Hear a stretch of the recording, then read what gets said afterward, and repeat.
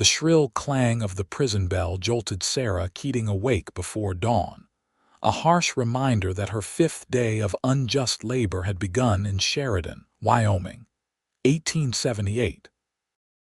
Her hands, once soft from playing piano at her father's general store, were now calloused and raw from breaking rocks in the prison yard under the merciless summer sun.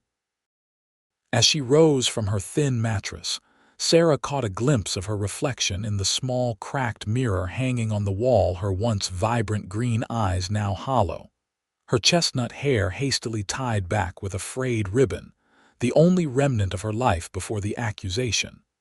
"Move it, Keating." The guard's voice echoed down the corridor as Sarah straightened her prison-issued dress, the coarse fabric scratching against her skin. She joined the line of women shuffling toward the yard, each step weighed down by shackles that had rubbed her ankles raw. 5 days earlier, she had stood before Judge Harrison, trembling as he pronounced her guilty of stealing $500 from the town bank where she had worked as a teller. The real thief remained free, while Sarah faced 6 months of hard labor, a sentence that might as well have been a lifetime for a woman of 23 with no family left to speak for her innocence. The Wyoming Territory summer sun beat down mercilessly as Sarah and the other women prisoners broke rocks in the quarry adjacent to the Sheridan County Jail. Sheriff James Patterson watched from the shade, rifle in hand, his weathered face betraying no emotion as he surveyed the prisoners. "Keep working, ladies. Those roads won't pave themselves," he called out, spitting tobacco juice into the dust. Sarah's shoulders ached as she lifted the heavy hammer again, bringing it down on the rock before her. The clang of metal against stone reverberated through her bones. Her crime had been nothing more than being in the wrong place at the wrong time counting money when the discrepancy was discovered. No one had believed her protests of innocence, not with Wesley Thornton, the banker's son, pointing his finger at her. "Water break," Sheriff Patterson announced, and the women dropped their tools, forming a line at the water barrel. Sarah wiped sweat from her brow and waited her turn, careful to keep her eyes down. She had learned quickly that eye contact could be interpreted as defiance, earning extra hours of work or worse. "You're new here," said a voice behind her. Sarah turned slightly to see an older woman with graying hair and kind eyes. "Name's Martha. Been here 2 months for disturbing the peace. Told the mayor his new taxes were highway robbery." "Sarah," she whispered back, "I didn't steal anything." "None of us did, honey," Martha replied with a sad smile. "At least not what they say we did." As Sarah took her turn at the water dipper, she noticed a tall figure on horseback watching from the road. He sat straight in the saddle, his face obscured by the shadow of his wide-brimmed hat. Something about his stillness made her pause. Sheriff Patterson noticed too. "Move along, Drake. No sightseeing at the county jail." The horseman touched his hat in acknowledgement but didn't immediately ride away. His gaze seemed to linger on Sarah for a moment before he turned his horse and disappeared down the dusty road toward town. "That's Daniel Drake," Martha whispered as they returned to their work. "Owns the Double D Ranch north of town. Decent sort, unlike most men around these parts." Sarah barely nodded, focusing on her work. She had no reason to believe any man in Sheridan would help her, decent or not. In her experience, men like Wesley Thornton could charm the whole town while plotting against innocents who stood in their way. That evening, as Sarah ate her meager supper of beans and hard bread, Sheriff Patterson approached her table. "Keating, you've got a visitor," he announced gruffly. Sarah looked up in surprise. She had no family left in Sheridan. Her father had passed 6 months earlier, leaving her to fend for herself. Who would visit her? She followed the sheriff to a small room where visitors were allowed to speak with prisoners through a wire mesh.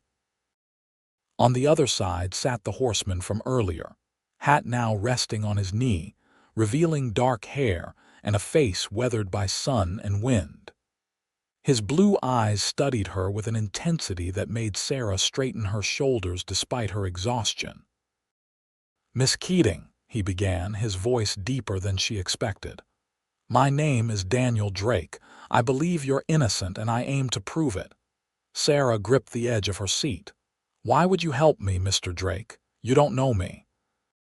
"I know Wesley Thornton," he replied, his jaw tightening slightly. "And I know an innocent person when I see one. I was in the bank the day before you were arrested, saw something that didn't sit right with me."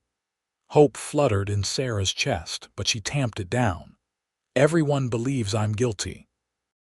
The judge, the jury was half filled with Thornton's business associates, Daniel interrupted. "And Judge Harrison owes the bank money. This town might be blind, but I'm not." Sarah leaned forward, lowering her voice. "Even if you believe me, what can you do? The money was never found." "That's what I intend to discover." He placed his hat back on his head. "Keep your head down and stay strong, Miss Keating. I'll be back." As Daniel left, Sarah returned to her cell with something she hadn't felt in days, a small spark of hope. But she knew better than to let it burn too brightly. Sheridan was a town built on connections, and the Thorntons had been there since the beginning. The next morning, Sarah noticed Daniel Drake standing across the street as the women were marched to the quarry. He tipped his hat slightly, the gesture so subtle that no one else noticed. Throughout the day, as she swung her hammer and broke stones into gravel, Sarah found herself glancing toward the road, wondering what plan this mysterious rancher might have. 2 days passed with no sign of Daniel Drake. Sarah's spark of hope dimmed with each swing of her hammer, each night spent on her thin prison mattress. Perhaps he had been nothing more than a curious onlooker after all. On the 3rd day, as Sarah worked under the blazing sun, a commotion erupted at the edge of the quarry. Sheriff Patterson strode toward a rider who had appeared not Daniel Drake, but his ranch hand, a young man named Emmett. "Sheriff," Emmett called out, his voice carrying across the yard. "There's trouble at the Double D. Mr. Drake's been hurt bad, thrown from his horse near Willow Creek." "He's asking for you," Patterson cursed, looking between the prisoners and the messenger. "Can't leave these women unattended." "He said it's urgent, sir," Emmett pressed. "Something about evidence he found." The sheriff's expression darkened. He called over his deputy, a young man barely out of his teens. "Keep these women working. I'll ride out to the Drake place." As the sheriff mounted his horse, Sarah caught Martha's knowing glance. "Convenient timing," the older woman murmured. The afternoon dragged on under the watchful eye of the inexperienced deputy. When the women were finally marched back to the jailhouse for the evening meal, Sarah was surprised to find a note tucked beneath her tin plate. "Midnight. Be ready." The handwriting was unfamiliar, but Sarah knew instantly who had sent it. Her heart raced as she quickly crumpled the paper and slipped it into her mouth, swallowing it before any guards noticed. That night, Sarah lay awake on her cot, counting the hours by the chiming of the town clock. When midnight approached, she sat up, straining to hear any unusual sounds. The jail was quiet except for the snores of the other women and the occasional footsteps of the night guard. A soft scraping sound drew her attention to the small window of her cell. A face appeared, not Daniel's but Emmett's. "Miss Keating," he whispered. "Mr. Drake sent me. Stand back from the bars." Sarah moved away as Emmett produced a set of keys. "How did you—" "Deputy Simmons enjoys his whiskey a bit too much," Emmett replied with a slight grin. "And Mr. Drake knows how to make a convincing injury. Sheriff's still out at the ranch looking for him." The cell door swung open silently. Sarah hesitated, suddenly afraid. "If I escape, I'll never be able to clear my name. I'll be a fugitive." "That's not the plan, madam." Mr. Drake says to tell you he's found something that might prove your innocence, but he needs your help to piece it together. He's waiting at the old Miller cabin on the North Fork." Sarah took a deep breath and stepped through the door. Escape meant becoming the criminal everyone already believed her to be, but staying meant accepting guilt for a crime she didn't commit. The choice was clear. Emmett led her through the darkened jail, past the snoring deputy slumped in his chair, and out into the cool night air where 2 horses waited. Sarah hadn't ridden since her father's death had forced her to sell their mare, but she mounted with Emmett's help, wincing as her prison-weakened muscles protested. They rode in silence, keeping to the shadows until they reached the outskirts of town, then urging the horses to a gallop across the open prairie. The night air felt like freedom against Sarah's face, the stars brighter than she remembered. After an hour's ride, they approached a small cabin nestled among pine trees. A single lantern glowed in the window. As they dismounted, the door opened to reveal Daniel Drake, looking very much uninjured.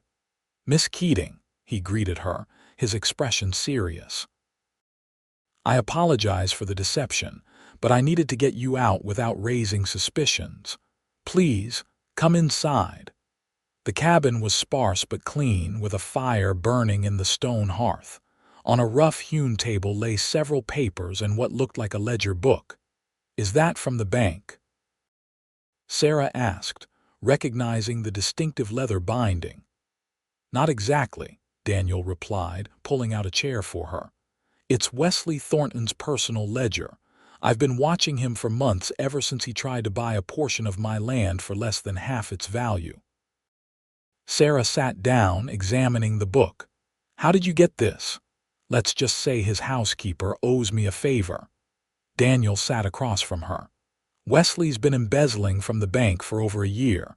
Small amounts at first, then larger sums as he grew bolder. The $500 you were accused of stealing was part of a larger amount, $2,000, that he took that week." Sarah flipped through the pages, recognizing entries in Wesley's handwriting. "This shows discrepancies, but it doesn't prove I didn't take the money." "No, but this might help."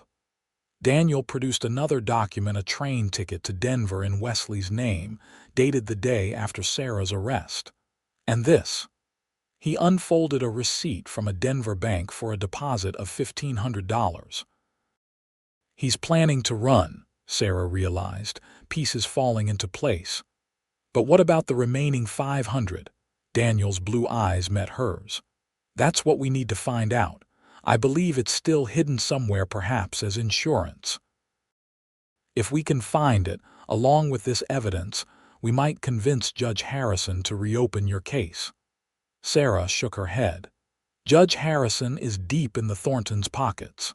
"Maybe so, but he's also afraid of scandal. If this becomes public, if people learn he sentenced an innocent woman while the real thief escaped, his reputation would be ruined."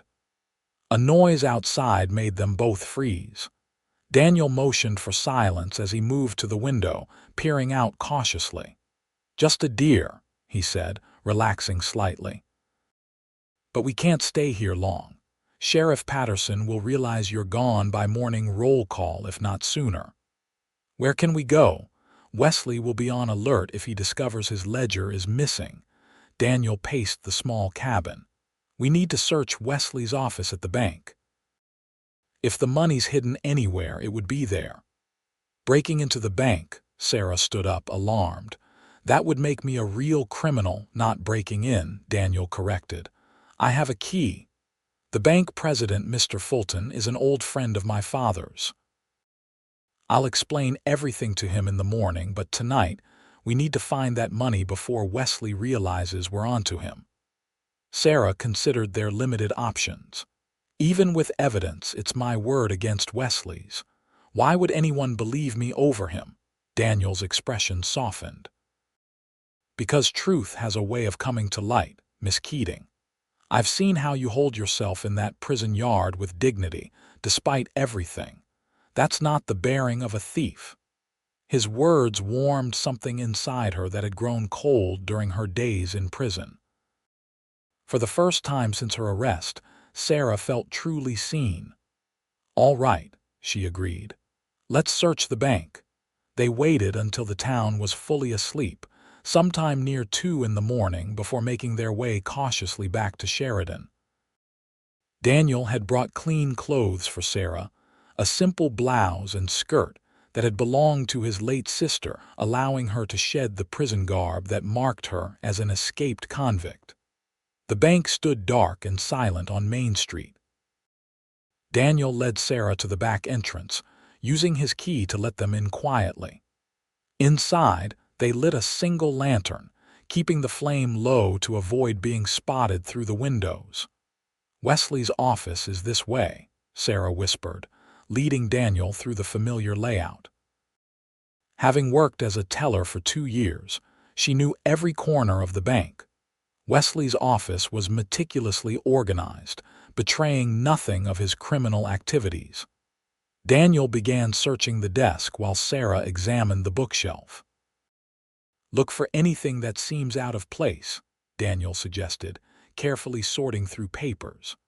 "A false bottom in a drawer, perhaps, or a book that doesn't belong." Sarah ran her fingers along the spines of leather-bound volumes, mostly financial references and ledgers. One book caught her attention, a copy of Treasure Island that seemed oddly personal for an office collection. She pulled it from the shelf and opened it. "Daniel," she whispered urgently. "Look." The book had been hollowed out, and inside lay an envelope stuffed with banknotes. Daniel counted quickly, exactly $500. "This is it," he confirmed. "The missing money." As Sarah replaced the book on the shelf, her eye caught something else, a letter partially visible beneath Wesley's blotter. She carefully slid it out. It was addressed to a Mr. Robert Thornton in Denver. "His uncle," Sarah explained as Daniel examined the letter. "Wesley always said he would go work for him someday." The letter confirmed their suspicions. Wesley planned to leave Sheridan the following evening, joining his uncle's banking business in Denver with what he called his hard-earned savings. "Hard-earned indeed," Daniel muttered. "This is all we need. Now we just have to." A floorboard creaked in the outer office. Daniel extinguished the lantern immediately, plunging them into darkness. Sarah felt his hand find hers, guiding her behind the desk as footsteps approached the office door. The door swung open, and Wesley Thornton himself stood silhouetted against the faint moonlight from the window. He struck a match, lighting a lamp on his desk, then froze as he saw the two intruders. "What is this?" he demanded, his handsome face contorting with rage. "The thief returns to the scene of her crime, and with help, no less." Daniel stood, placing himself between Sarah and Wesley. "The only thief here is you, Thornton. We have the ledger, the money, and the letter to your uncle. It's over." Wesley's hand moved to his jacket pocket, producing a small pistol. "I don't think so, Drake. You've been a thorn in my side since you refused to sell that north pasture. Now I find you breaking into the bank with a convicted criminal." His smile was cold. "How convenient. I'll be the hero who stopped you both." Sarah's mind raced. If Wesley fired that gun, someone would hear. The sheriff's office was just down the street. She needed to buy time. "Why did you choose me, Wesley?" she asked, stepping out from behind Daniel despite his protective gesture. "Out of everyone at the bank, why frame me?" Wesley's eyes narrowed, but Sarah could see his vanity wouldn't let the question go unanswered. "Because you turned me down, Sarah. Twice. No woman refuses a Thornton without consequences." So this was about wounded pride. Daniel's disgust was evident. "This was about putting people in their proper place," Wesley snapped. "Now, both of you on your knees. I'm going to enjoy telling everyone how the criminal and her accomplice were killed while robbing the bank." Neither Sarah nor Daniel moved. The standoff stretched for several tense seconds before the bank's front door opened, and a deep voice called out, "Wesley, you in here, son." Mr. Fulton, the bank president, stepped into view holding his own lantern. His eyes widened at the scene before him, Wesley pointing a gun, Sarah in plain clothes rather than prison garb, and Daniel Drake holding the hollowed-out book and ledger. "Mr. Fulton," Wesley began, lowering his pistol slightly, "I caught these two breaking in. She escaped from jail and Drake helped her." "That's not true, sir," Daniel said calmly. "I asked you to meet me here because I have evidence that Wesley has been embezzling from the bank. Sarah Keating is innocent." Fulton looked between them, his expression grave. "I received your message, Drake. That's why I'm here. Show me this evidence." For the next 20 minutes, they laid out the whole story: the doctored ledgers, the hidden money, the letter to Denver. Wesley's protests grew increasingly desperate as the evidence mounted against him. "She altered those ledgers," Wesley insisted. "She's trying to frame me." "The handwriting is yours, Wesley," Mr. Fulton said quietly. "I've seen it every day for 5 years, and this money." He examined the bills from the hollowed book. These match the serial numbers of the missing funds. As the full picture emerged, Mr. Fulton's face grew stormy. "I trusted you, Wesley. Your father trusted you, and you betrayed that trust to line your own pockets." By dawn, Sheriff Patterson had returned to town, alerted by Mr. Fulton. Wesley Thornton sat in the same cell Sarah had occupied mere hours earlier, while Judge Harrison was roused from his bed to address the extraordinary situation. "The evidence is compelling," the judge admitted reluctantly in his chambers, where Sarah, Daniel, Mr. Fulton, and Sheriff Patterson had gathered. "But Miss Keating did escape lawful custody. That's still a crime. A crime necessitated by the injustice of her conviction," Daniel argued. "Sir, you sentenced an innocent woman based on false testimony." Judge Harrison's pride visibly battled with his sense of justice. Finally, he sighed. "I hereby vacate the conviction of Sarah Keating and order the immediate arrest and prosecution of Wesley Thornton for embezzlement and false testimony." Relief washed over Sarah so intensely that her knees nearly buckled.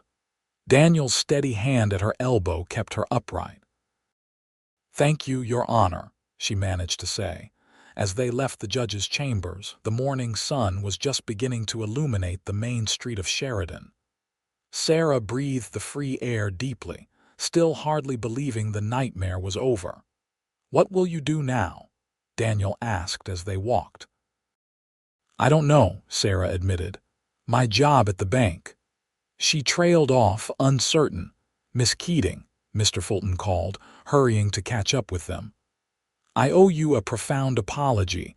The bank's reputation will suffer from this scandal, but I intend to make it right. Your position is waiting for you, with a substantial increase in salary, if you're willing." Sarah hesitated. "I appreciate that, Mr. Fulton, but I think I need time to consider my options." The banker nodded understanding and retreated, leaving Sarah alone with Daniel once more. "You could come work at the Double D," Daniel suggested. "My ranch manager's wife just had their 3rd child. She's been looking for someone to help with the books and correspondence." Sarah studied him, this man who had risked so much for a woman he barely knew. "Why did you really help me, Mr. Drake? The whole truth this time?" Daniel's weathered face softened. "I saw you in that prison yard, breaking rocks with bloodied hands, yet holding your head high. It reminded me of my mother when we first came to Wyoming territory. She faced every hardship with the same quiet dignity." He paused. "And I've learned to trust my instincts about people. Those instincts told me you were worth fighting for." Something shifted between them in that moment, a recognition of kindred spirits that transcended their brief acquaintance.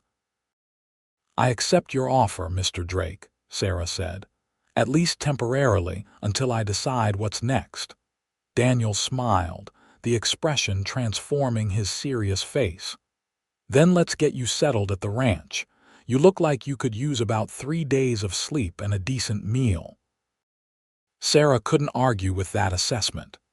As they walked toward the livery stable to retrieve horses, townspeople began to emerge for the day, staring openly at the woman who had been a convicted criminal the previous day. "Ignore them," Daniel advised quietly. News travels fast in Sheridan, but memories can be mercifully short when something more scandalous comes along, like the banker's son being arrested for embezzlement, Sarah suggested with the first genuine smile she'd managed in days. Exactly like that. The Double D Ranch spread across 2,000 acres of Wyoming's finest grazing land, nestled between rolling hills and a pristine creek that never ran dry, even in the harshest summers. As they approached after a 2-hour ride, Sarah took in the sprawling main house, bunkhouse, barns, and corrals with appreciation. "It's beautiful," she said sincerely.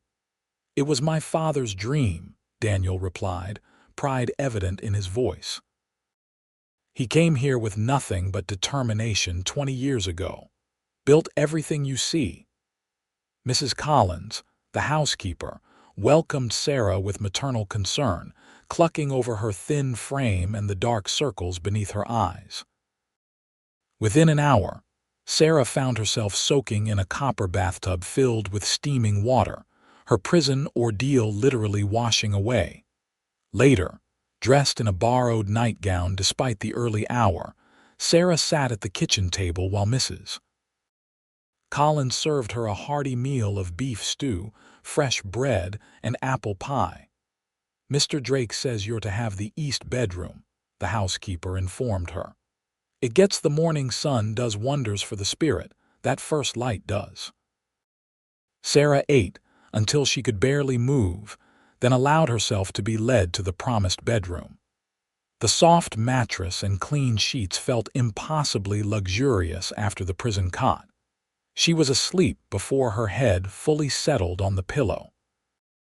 She slept through that day and night, waking the following morning to sunlight streaming through curtains she didn't remember closing. For a disorienting moment, she thought she was back in her small room above her father's store, before reality reasserted itself. A knock at the door preceded Mrs. Collins, who entered carrying a tray with coffee and toast. "Good morning, Miss Keating. Mr. Drake thought you might appreciate breakfast in bed after your ordeal." Sarah sat up, accepting the tray gratefully. "That's very kind. What time is it?" "Just past 8. You slept nearly 20 hours. The housekeeper laid out a simple day dress across the foot of the bed. "Mr. Drake had Emmett ride into town to fetch some of your things from your lodgings. He'll be in the study when you're ready to discuss your duties." After breakfast and dressing, Sarah made her way downstairs, following the housekeeper's directions to the study. She found Daniel at his desk, papers spread before him, his brow furrowed in concentration. He looked up as she entered, his expression clearing. "Miss Keating, you look much improved." "I feel much improved, Mr. Drake. Thank you for everything, the room, the clothes, the meal." He gestured to a chair opposite his desk. "Please sit. And I think after everything we've been through, you might call me Daniel." "Then I'm Sarah," she replied, settling into the offered seat. Daniel explained her duties, managing correspondence, keeping the ranch's books, assisting with supply orders, and occasionally helping Mrs. Collins with household accounts. The work was straightforward, the pay generous, and the accommodations comfortable. "It's more than fair," Sarah assured him when he asked if the arrangement suited her. "More than I could have hoped for, in fact." "Good." Daniel hesitated, then added, "There's one more thing. The town will be talking about you, about us. Some of it won't be kind." "I want you to be prepared for that." Sarah nodded, understanding perfectly. A single woman living on a bachelor's ranch, regardless of the circumstances or proprieties observed, would inevitably spark gossip. I've weathered worse than wagging tongues, Daniel. Being thought a thief and imprisoned tends to put other concerns in perspective.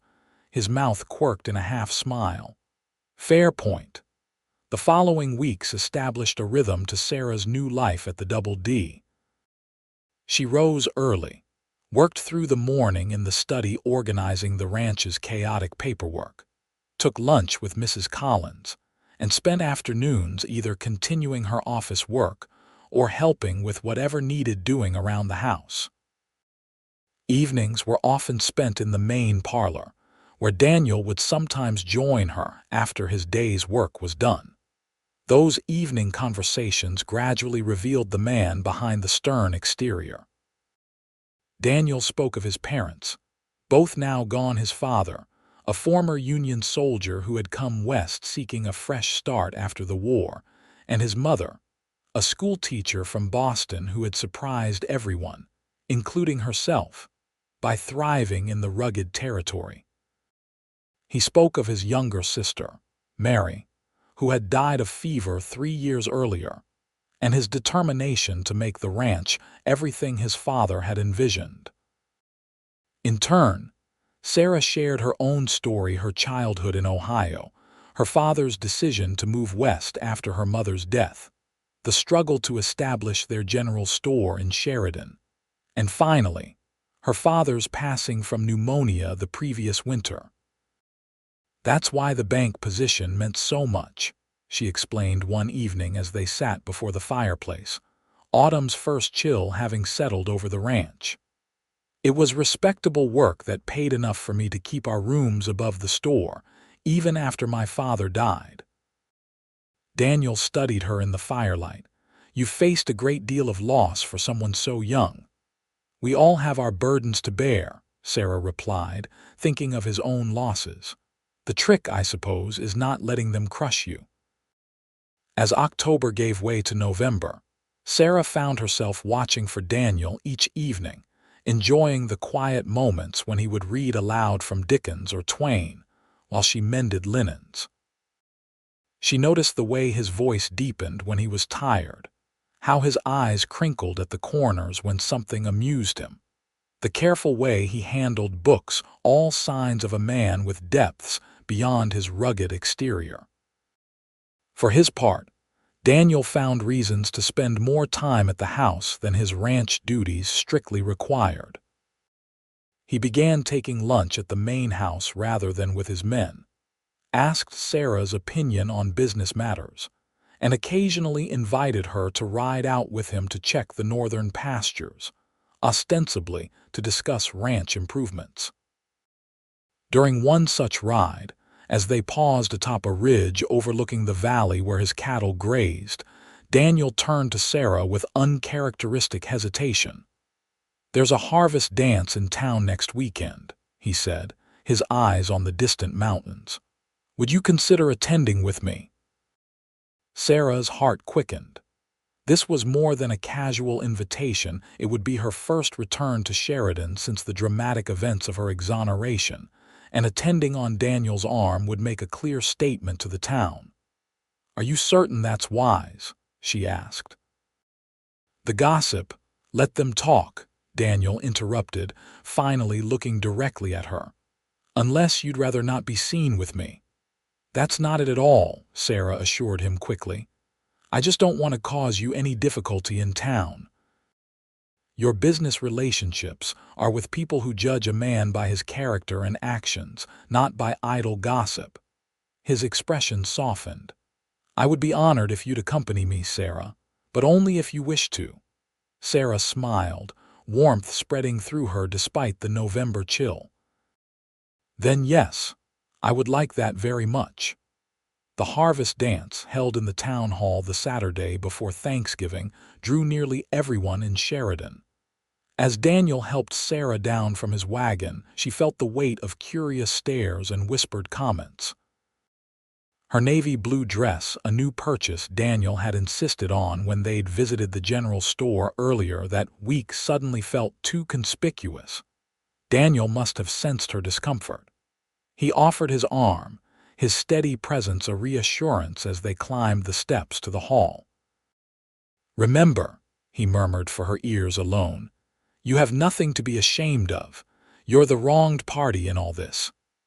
Inside, the hall was transformed with autumn decorations, dried corn stalks, pumpkins, and gourds adorning every corner. A small band played lively tunes as couples swirled across the floor. Their entrance caused a momentary lull in conversation before the buzz resumed, louder than before. Sarah forced herself to straighten her shoulders, channeling the dignity Daniel had first noticed in the prison yard. Mr. Fulton approached them immediately, his wife on his arm. "Miss Keating, Mr. Drake," he greeted them warmly. "It's good to see you both." His deliberate public welcome set the tone for the evening. While some townspeople still regarded Sarah with suspicion, others made a point of stopping to speak with them, often expressing belated regret over her ordeal. "I always thought you seemed too honest for such business," Mrs. Miller, the baker's wife, confided as they stood near the refreshment table. "That Thornton boy had a look about him too slick by half." Daniel claimed Sarah for the first dance, his hand warm and steady at her waist as he guided her through the steps. He was a surprisingly graceful dancer for a man who spent most of his days in the saddle. "Where did a rancher learn to dance like this?" Sarah asked, momentarily forgetting the watching eyes. "My mother insisted," Daniel replied with a small smile. "Said no son of hers would stomp around a dance floor like an untrained horse." As the evening progressed, Sarah found herself relaxing, even enjoying the music and company. When they stepped outside for some air between dances, the night was clear and cold, stars brilliant overhead. "Thank you for bringing me tonight," Sarah said as they stood on the town hall steps. "I needed to face everyone eventually." "You've done more than face them," Daniel observed. "You've shown them who you truly are, someone who can't be broken by injustice." His words warmed her more than the shawl around her shoulders. When he hesitantly reached for her hand, she let him take it, their fingers intertwining naturally. "Sarah," he began, his voice uncharacteristically uncertain. "These past weeks, having you at the ranch, Daniel Drake." A sharp female voice cut through the moment. Sarah turned to see Mrs. Thornton, Wesley's mother, approaching with two other society matrons. Her face was tight with barely controlled fury. "Mrs. Thornton," Daniel acknowledged coolly, not releasing Sarah's hand. "I'm surprised you have the audacity to show your faces here," the older woman hissed, "after what you did to my son." "Your son did it to himself, Alina," Daniel replied evenly. "The evidence was irrefutable. Evidence you manufactured. We all know what's really happening." Mrs. Thornton's gaze flicked dismissively to Sarah. "You've taken up with this shop girl, and together you framed Wesley to cover your own thievery." Sarah felt Daniel tense beside her, but before he could respond, she stepped forward. "Mrs. Thornton," she said, her voice steady despite her racing heart. "I understand you're in pain. Any mother would be, but your son confessed when confronted with the evidence. Judge Harrison and Mr. Fulton both witnessed it." "Lies." Mrs. Thornton's voice rose, drawing attention from those inside. "Wesley would never." "He did, Alina." Mr. Fulton had appeared in the doorway. "I was there." Wesley admitted everything when cornered, the boys being treated more fairly than Miss Keating was. Mrs. Thornton's face crumpled, her rage giving way to the grief she'd been holding at bay. One of her companions gently led her away, murmuring consolations. Daniel squeezed Sarah's hand. "You handled that with grace." "She's a mother losing her son to prison," Sarah replied softly. "I can't hate her for that." Daniel's expression, as he looked at her, held something new: admiration, mixed with a deeper emotion that made Sarah's breath catch. "Let's go home," he suggested. "Home." The words settled comfortably between them as they returned to the dance for one last waltz before departing. The ride back to the ranch was quiet, both lost in their own thoughts. When they arrived, Daniel helped Sarah down from the wagon but didn't immediately release her waist. "I never finished what I was saying earlier," he said, his voice low in the stillness of the ranch yard. "Having you at the Double D these past weeks has changed things, changed me." Sarah looked up at him, the moonlight silvering his features. "How so?" "The ranch was just a place I worked before. Now it feels like—" He hesitated, searching for words. "Like it could be a home, a real home." "Daniel, I'm not asking anything of you," he hurried on. "It's too soon, I know that. You've been through so much. But I wanted you to know that whenever you decide what's next for you, I hope the Double D factors into your considerations." The sincerity in his eyes undid something in Sarah's careful defenses. Without overthinking, she raised herself on tiptoe and pressed a soft kiss to his cheek. "Thank you for believing in me when no one else would," she whispered. He caught her hand as she began to pull away. "Sarah." Just her name, but weighted with unspoken feelings. This time when their lips met, it was mutual, tentative at first, then deepening into something that spoke of shared adversity and growing affection. When they finally parted, both slightly breathless, Sarah knew with certainty that her future had irrevocably shifted course. As winter descended on Wyoming territory, the Double D Ranch settled into its cold weather rhythms. Cattle were moved to sheltered pastures.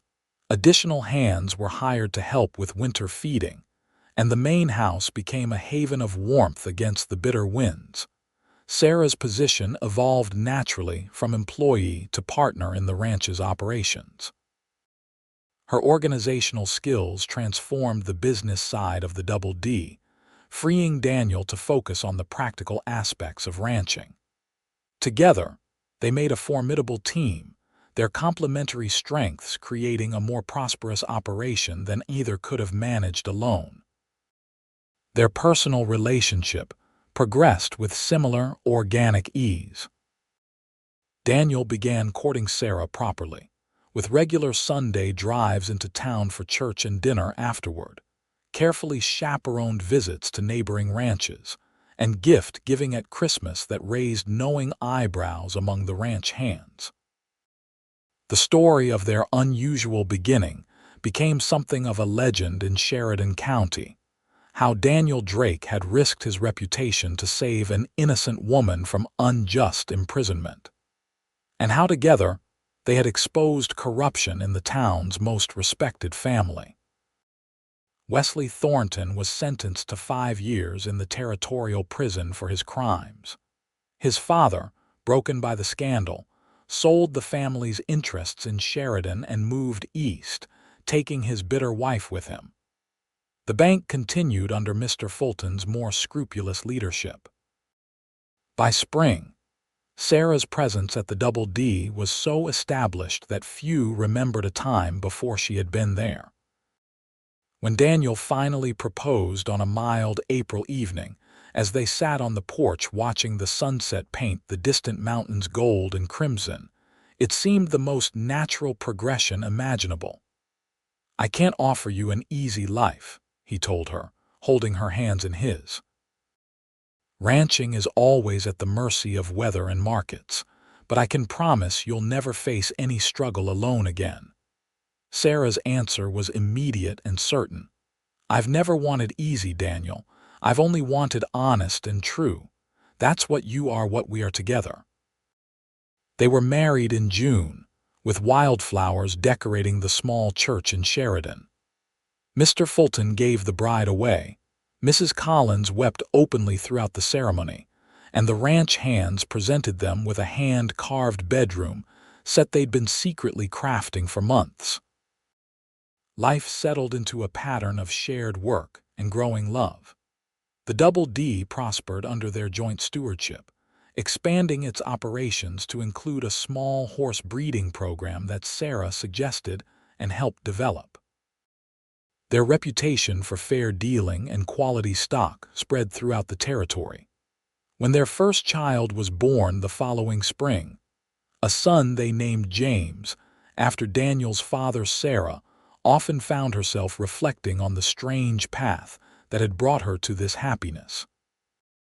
Without the false accusation, without the unjust imprisonment, she might never have caught Daniel Drake's attention or discovered her own resilience.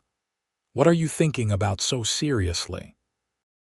Daniel asked one evening, finding her on the porch, baby James sleeping against her shoulder as she gazed at the sunset-painted horizon. "How life's worst moments sometimes lead to its best," she replied, leaning into his embrace as he settled beside her. "If I hadn't been in that prison yard, I'd have found you eventually," Daniel said with quiet certainty.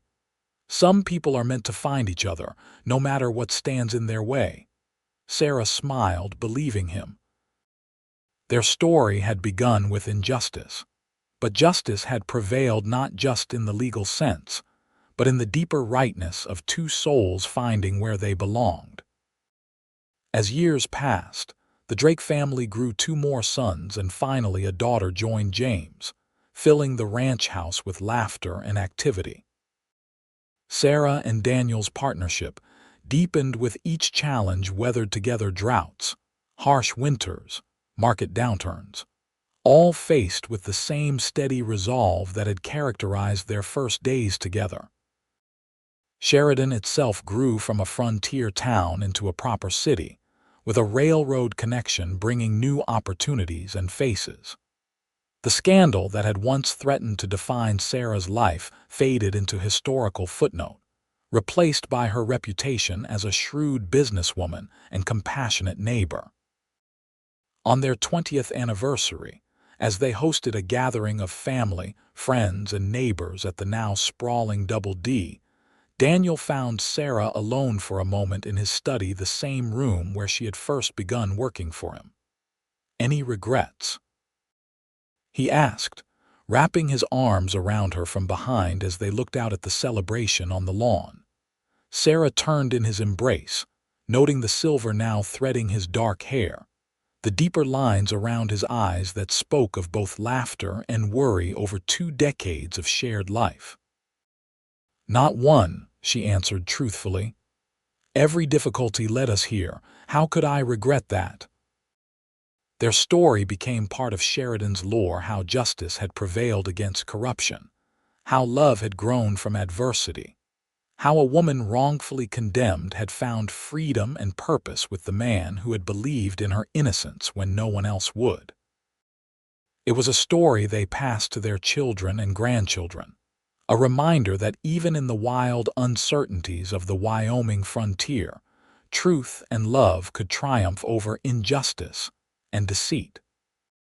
And in the twilight years of their lives, as they sat together on the porch of the home they had built with equal measures of sweat and devotion, watching their grandchildren play in the same fields where Daniel had once ridden alone, they still sometimes marveled at the unlikely chain of events that had brought them together: a wrongful accusation, a vigilant observer, and the courage to stand for truth when falsehood would have been far easier. "Some would call it luck," Daniel mused, his hand still fitting perfectly around Sarah's after all their years together. "I call it justice," Sarah replied, the wisdom of decades in her smile. "The truest kind,